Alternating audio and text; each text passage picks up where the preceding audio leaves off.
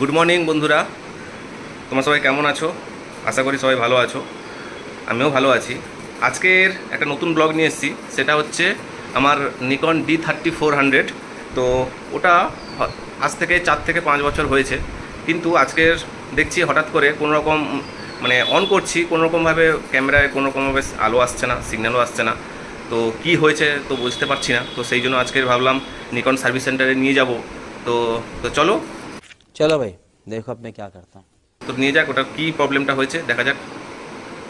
কি তুমি যাবে? না, আমি ডিউটি যাব। আচ্ছা ঠিক আছে, তো চলো। এই হচ্ছে আমার নিকন D3400। আচ্ছা, অনেকদিন হলো, কিন্তু আজ 2-3 মাস ইউজ করিনি, একটু আমার ডিউটির ব্যাপারে কাজের জন্য ব্যস্ত ছিলাম। তো আজকে যখন হঠাৎ করে দেখলাম তো চলছে না। তো চলো, এই হচ্ছে আমার ক্যামেরা সেটআপ, সার্ভিস সেন্টারে নিয়ে যাই, কি হয়েছে না হয়েছে জানা যাবে। তো ঠিক আছে, আর একে ডিউটিতে ছেড়ে দেবো। এই তো যেতে পারবে না আমার সাথে, এর ডিউটি আছে। একে ডিউটিতে ছেড়ে দিয়ে আমি সার্ভিস সেন্টারে যাবো। ঠিক আছে, তুমি ডিউটিতে বেরো, তারপর আমরা অন্য জায়গায় ঘুরে আসবো। ঠিক আছে, ও মা গো টুরুলা। তো চলো যাওয়া যাক। নিকন সার্ভিস সেন্টারে পৌঁছে গেছি। এটা অ্যাড্রেসটা হচ্ছে কামাক স্ট্রিট, এর অপোজিটে আছে রেমন্ড। তো তার অপোজিটেই হচ্ছে নিকন সার্ভিস সেন্টার। তো চলো যাওয়া যাক ভেতরে। এই হচ্ছে বিল্ডিং, এই বিল্ডিংটার নাম হচ্ছে আর্কাডিয়া বিল্ডিং। ঠিক আছে, হ্যাঁ বন্ধুরা, বিল্ডিংয়ে তো ঢুকে গেছি।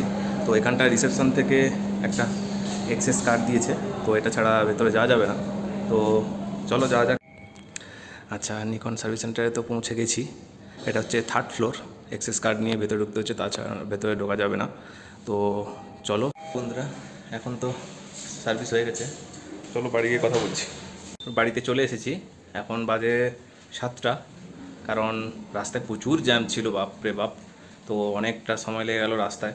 অ্যাকচুয়ালি আমরা গেছিলাম সার্ভিস সেন্টারে ওই 12টা 12:30 নাগাদ, কিন্তু ওখান থেকে ফার্স্টে আমার ক্যামেরাটা রেখে দিতে হয়েছিল সার্ভিস করার জন্য। তো তারপরে 5টার সময় পেয়েছি হ্যান্ডওভার, তো ডেলিভারিটা পেয়েছি। তো সেখান থেকে বেরিয়ে আসার পর এই সবে ঢুকলাম। ঠিক আছে, তো ঢুকে এখন আর কথা না বলে, বন্ধুরা এই হচ্ছে ক্যামেরা। যেটা প্রবলেমটা মেনলি হচ্ছে কি, অনেক দিনই হয়ে গেছে ক্যামেরাটা, আজ থেকে 5 বছর। তো তার জন্য হয়তো এই ব্যাটারিটা সেল ডাউন হয়ে গেছে, খারাপ হয়ে গেছে। তার উপর 3 থেকে 4 মাস মানে বাড়িতেই পড়েছিল। कौन है ये लोग? कहाँ से आते हैं ये? তো সেই জন্য বলেছিল যে ক্যামেরা ব্যাটারিটা চেঞ্জ, তাই জন্য ব্যাটারিটাও চেঞ্জ করে নিয়েছি। তো এই এই যে মডেলটা D3400, এটা হচ্ছে সার্ভিস সেন্টারে মানে এই ব্যাটারিটা, অরিজিনাল ব্যাটারিটা পাওয়া যায়নি, কারণ এই মডেলটাই পুরোটাই কোম্পানি ব্যান্ড মানে বন্ধ হয়ে গেছে। তো সেই জন্য এইটা আমাদের এসপ্ল্যানেডের ক্যামেরা বাজার আছে, তো সেখানটা একটা নিকনের একটা শপে গেছিলাম।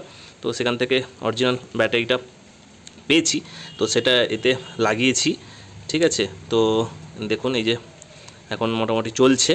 ঠিক আছে, আর अबे जल्दी बोल, कल सुबह पनवेल निकल। তার সাথে ক্যামেরাটা যেটা হয়েছে সেটা হলো, অনেক দিন এটা ঘরে পড়ে থাকার জন্য এর ভেতরে পুরোটাই ফাঙ্গাস ধরে গেছিলো। এটা 70-300 এই যে লেন্সটা, এটাও ফাঙ্গাস ধরে গেছে। এই যে ছোট যে লেন্সটা আপনার 18-55, এটাও ফাঙ্গাস ধরে গেছে, বডিটাও ফাঙ্গাস ধরে গেছে। अरे कहना क्या चाहते हो? তো সেই জন্য পুরোটাই একবার ফুল সার্ভিস করে পুরোটাই ক্লিন করে দিয়েছে। এটার খরচা পড়েছে টোটাল এখানে, এটা হচ্ছে এই তিনটের সার্ভিস সেন্টার মানে সার্ভিস করার জন্য চার্জ, যেটা এটা পড়েছে টোটাল 5,900 টাকা। কারণ এটা পুরো আলাদা, এই তিনটে যদি আলাদা আলাদা করে করা যেত, যদি সার্ভিস করা যেত, তাহলে অনেক টাকাই পড়ে যেত, মিনিমাম 6 থেকে 7,000 টাকার মতো। যেটা যদি বডি প্লাস লেন্স যদি একসাথে এই ফাঙ্গাস মানে এটা ক্লিন করেন, তার জন্য কি হয়, ওটা একটা প্যাকেজের মধ্যে করেছে 5,900 টাকা। ये तो लेटेस्ट न्यूज़ है। ঠিক আছে, আর ব্যাটারিটা আমার পড়েছে 2,800 টাকা। তো টোটাল হচ্ছে ওই 8,700 টাকার মতো খরচা পড়েছে। साला ये दुख का खत्म नहीं होता बे। তো বন্ধুরা, আজকের এখানেই ব্লগটা শেষ করছি। আবার দেখা হবে পরের একটা নতুন ব্লগে। ঠিক আছে, আর যদি ব্লগটা ভালো লেগে থাকে, লাইক, কমেন্ট অ্যান্ড সাবস্ক্রাইব করে দিও, আর বেল আইকনটাও প্রেস করতে ভুলো না কিন্তু। বাই।